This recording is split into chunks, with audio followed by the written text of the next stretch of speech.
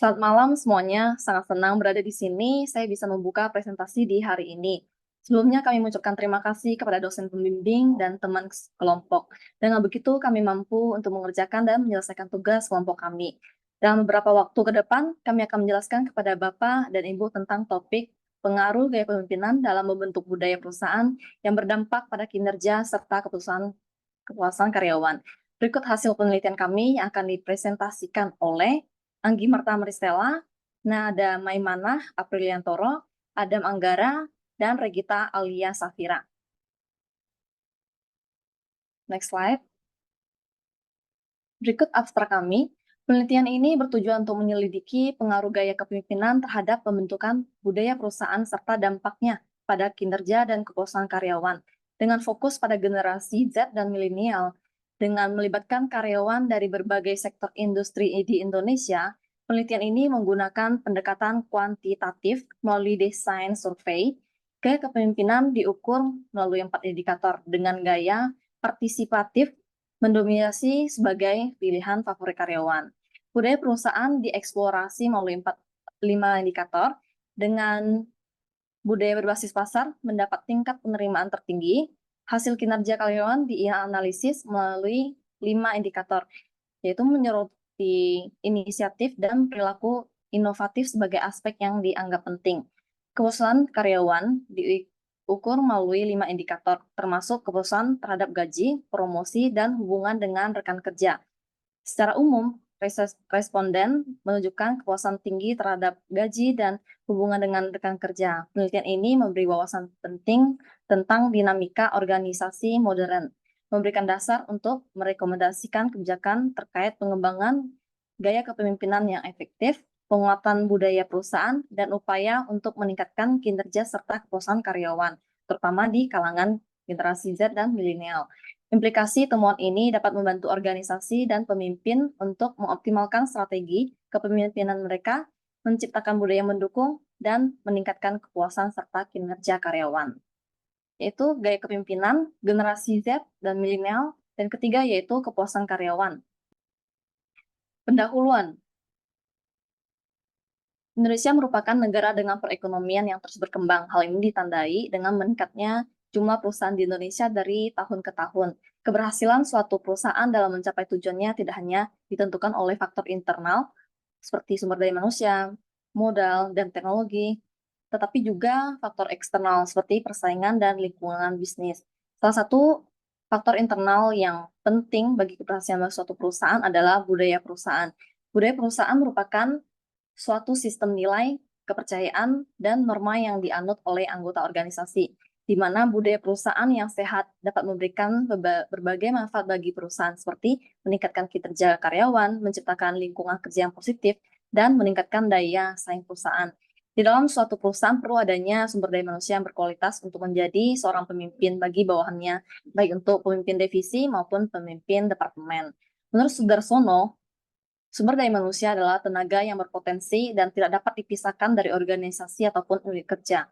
Peran seorang pemimpin sebagai ujung tombak perusahaan dapat mempengaruhi bawahannya sangatlah penting bagi kemajuan perusahaan tersebut. Selain itu, gaya pemimpin juga merupakan salah satu faktor yang dapat mempengaruhi budaya perusahaan. Next slide. Gaya kepemimpinan adalah seorang pemimpin dalam mempengaruhi dan mengarahkan bawahannya untuk mencapai tujuan organisasi. Di Indonesia, penelitian terkait perubahan gaya kepemimpinan dalam membentuk budaya perusahaan masih cukup terbatas. Sebagian besar penelitian yang ada hanya dilakukan oleh perusahaan-perusahaan besar. Oleh karena itu, penelitian tentang pengaruh budaya kepemimpinan dalam membentuk budaya perusahaan di Indonesia perlu dilakukan untuk memberikan gambaran yang lebih luas terkait pengaruh gaya kepemimpinan terhadap budaya perusahaan di Indonesia. Berbagai macam gaya kepemimpinan dapat digunakan oleh seorang pemimpin dalam mengatur organisasi serta memotivasi bawahannya. Generasi Z mempunyai ciri khas yang sangat unik dalam kaitannya dengan generasi sebelumnya, karena gaya pemimpinan dapat mempengaruhi kinerja bawahannya dalam mencapai perusahaan. Berikut beberapa ahli memberikan pandangan terhadap tingkah laku dan kecenderungan generasi Z, yaitu sebagai berikut. Menurut Ferry Red, generasi Z memiliki ciri khas yang sangat unik dalam kaitannya dengan generasi sebelumnya. Dan menurut Refro, Usia ini suka bekerja sama dalam mengurus bisnis, mudah beradaptasi. Menurut Grafton, generasi Z ini bersemangat menerima tantangan dan bersemangat meraih pencapaian, dan suka menyelidiki pendekatan yang lebih baik untuk mengurus bisnis. Next slide. Dan terakhir yaitu menurut Ferry Red, generasi Z memiliki ciri khas yang sangat unik dalam kaitannya dengan generasi sebelumnya. Selain itu, beberapa ahli juga memberi pandangan unsur yang dapat meningkatkan kinerja generasi Z di suatu perusahaan, yaitu menurut Robbins, kerjaan yang diselesaikan oleh seorang wakil yang diperkirakan secara kualitatif dan subjektif dalam melakukan pekerjaannya sesuai dengan kewajiban yang diberikan kepadanya. Menurut Fajrin dan Susilo, perilaku atau siasat yang dipilih yang digunakan oleh pemimpin dalam mempengaruhi kontemplasi, sentimen, karakter, dan setiap individu dari asosiasi atau bawahannya. Menurut Mulyasa, otoritas dicirikan sebagai tindakan untuk mendorong orang lain agar mencapai tujuan hierarkis. Selain itu, berikut perbedaan antara standar generasi Z dan generasi sebelumnya, yaitu adanya kontras dalam contoh otoritas ataupun perspektif, sehingga memiliki perspektif yang beragam. Contohnya, generasi Y, yaitu generasi terdahulu yang identik dengan nilai, etika, dan budaya. Sedangkan generasi Z, generasi milenial dan generasi Z ini lebih mementingkan perannya dalam pencitraan dan reputasi. Berikut, meskipun peranan gaya kepemimpinan dalam membentuk budaya perusahaan telah diakui secara umum, penelitian yang khusus mengeksplorasi dampaknya di karyawan generasi Z dan milenial di Indonesia masih terbatas. Generasi ini dengan dinamika dan nilai-nilai yang unik menjadi perhatian penting dalam konteks perubahan lingkungan kerja. Oleh karena itu, rumusan masalah penelitian ini mencakup pertanyaan-pertanyaan esensial, yakni yang pertama, bagaimana gaya kepemimpinan mempengaruhi pembentukan budaya perusahaan di kalangan karyawan generasi Z dan milenial? Kedua, apa implikasi dari budaya perusahaan yang terbentuk terhadap kinerja karyawan generasi Z dan milenial?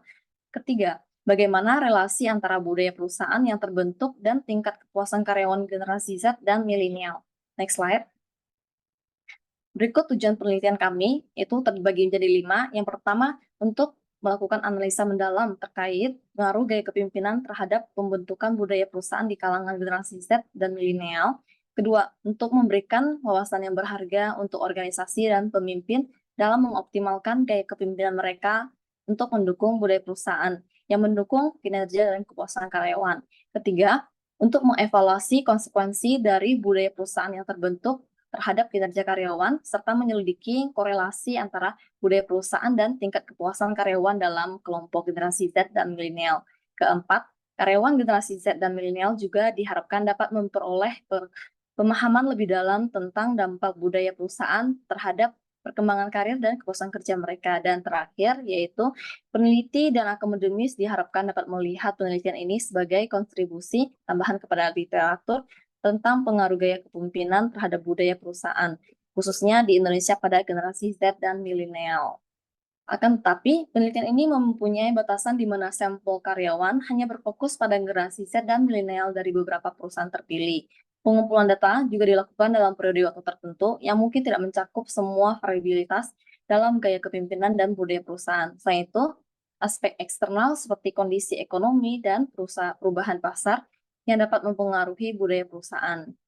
Di dewasa ini, globalisasi menciptakan banyak tantangan maupun kesulitan bagi berbagai pihak, baik dalam ranah pekerjaan maupun kehidupan sehari-hari. Gaya inisiatif yang berbeda dari setiap generasi akan menaungi cara berperilaku seseorang, cikal bakal dalam menjalankan kewajibannya, dan dengan menghadirkan seorang cikal bakal dalam perkumpulan diharapkan dapat membawa suatu perkumpulan tersebut pada tujuan yang telah ditentukan. Berdasarkan penjelasan di atas, maka penulis mengambil judul yaitu pengaruh gaya kepemimpinan dalam membentuk budaya perusahaan yang berdampak pada kinerja serta kepuasan karyawan. Baik, kita sekarang lanjut ke bab kedua atau B mengenai metode penelitian. B. Metode penelitian. Penelitian ini mengadopsi pendekatan kuantitatif dengan mengumpulkan data dari karyawan generasi Z dan milenial di berbagai perusahaan di Indonesia yang bekerja di berbagai sektor industri. Untuk mencapai representativitas, sampel diambil secara acak dari populasi tersebut. Pengumpulan data dilakukan melalui penggunaan kuesioner terstruktur menggunakan Google Form.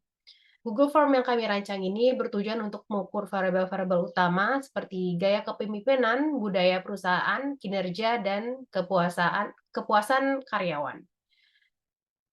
Pengembangan kuesioner didasarkan pada tinjauan literatur terkait yang mencakup kerangka konseptual dan variabel yang relevan dengan penelitian ini. Setelah kita mendalami metode penelitian dan menentukan metode penelitian kita lanjut ke bab ketiga atau C mengenai hasil penelitian kita. Bab C, hasil penelitian.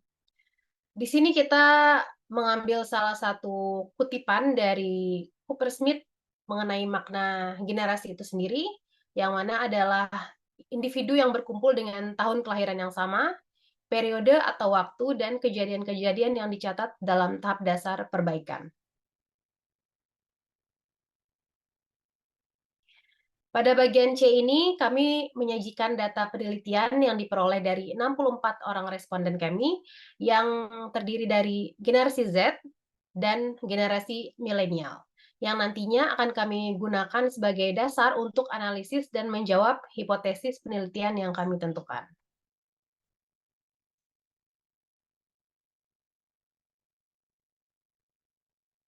Populasi penelitian kami terdiri dari karyawan generasi Z dan milenial yang bekerja di berbagai sektor industri sebagai sampel yang kami ambil secara acak dan didapati sejumlah 64 karyawan yang berpartisipasi dalam penelitian ini. Diperinci berdasarkan usia, jenis kelamin, pendidikan terakhir, dan masa kerja. Para responden kami bagi menjadi 5 berdasarkan kelompoknya, yaitu berdasarkan jenis kelamin, umur, pendidikan terakhir, dan juga masa kerja. Hasil penelitian bab 1.1, responden menurut usia, berdasarkan komposisi responden yang kami dapatkan, dari 64 responden dapat dilihat pada tabel ini, yang dimana 10 orang didominasi oleh generasi Z dan sisanya adalah generasi milenial. 1.2 responden menurut jenis kelamin. Komposisi responden berdasarkan aspek jenis kelamin dari 64 responden dapat dilihat pada tabel ini. Didapatkan 59,4% responden kami adalah laki-laki dan sisanya sebanyak 40,6% adalah perempuan. 1.3 responden menurut pendidikan terakhir. Pendidikan terakhir mempengaruhi skill, wawasan, cara berpikir, cara mengambil keputusan, tingkat kepercayaan diri dari responden dalam melaksanakan tanggung jawab pekerjaan. Komposisi dari 64 responden kami berdasarkan aspek pendidikan terakhir dapat dilihat pada tabel berikut ini, yang dimana dari tabel ini kita bisa mengambil kesimpulan bahwa sebagian besar dari responden kami sebanyak 42,2% adalah lulusan SMA, SMK, dan sederajat, dan disusul oleh 40,6% adalah lulusan sarjana atau S1.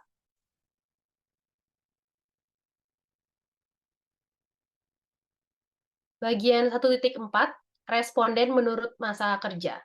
Masa kerja sangat mempengaruhi bagaimana kedewasaan serta penguasaan responden sebagai seorang karyawan, di mana responden dengan masa kerja lebih lama mempunyai pengalaman, kepercayaan diri, dan penguasaan job description lebih baik. Dan melalui bagian ini, di tabel 1.4 menyatakan bahwa sebagian besar responden, sekitar 64,1% adalah karyawan dengan masa kerja 1-5 tahun. Hal ini dikarenakan banyaknya milenial yang langsung melanjutkan perjalanan karirnya setelah lulus sekolah SMA atau SMA. Oke, pada nomor 2.1 itu deskripsi variabel gaya kepemimpinan. Gaya kepemimpinan adalah cara seorang pemimpin yang dapat mempengaruhi, memotivasi, dan membuat orang lain berkontribusi untuk mencapai tujuan organisasi. Dalam penelitian ini, variabel gaya kepemimpinan diukur melalui 4 indikator. Hasil tanggapan terhadap keempat indikator tersebut dapat dijelaskan sebagai berikut pada bagian tanggapan responden, di mana pada warna biru itu adalah tidak setuju, pada warna orange netral, dan pada warna abu-abu setuju, di mana pada orientasi prestasi responden lebih banyak memilih pada bagian setuju, dan disusul oleh netral 9,40% dan tidak setuju 7,90%. Lalu suportif, responden memilih setuju dengan angka 79,70%, lalu disusul oleh netral 2,50% dan tidak setuju 7,90%. Lalu gaya kepemimpinan direktif, responden lebih banyak memilih setuju dengan angka 68,70% dan disusul oleh netral 23,40%, lalu tidak setuju 7,80%. Dan gaya kepemimpinan partisipatif didominasi dengan responden memilih setuju di angka 87,50%, lalu disusul sama rata dengan netral dan tidak setuju.